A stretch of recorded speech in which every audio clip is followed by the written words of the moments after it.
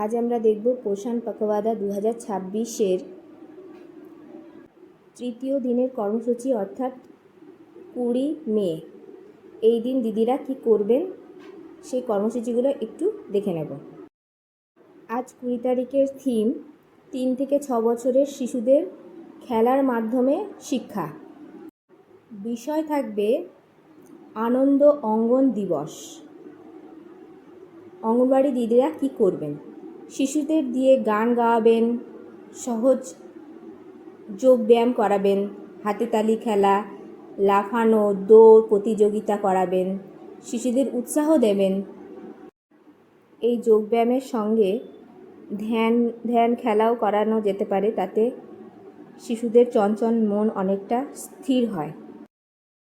শিশুদের উৎসাহ দিয়ে এই ব্যায়ামগুলো করানো যেতে পারে।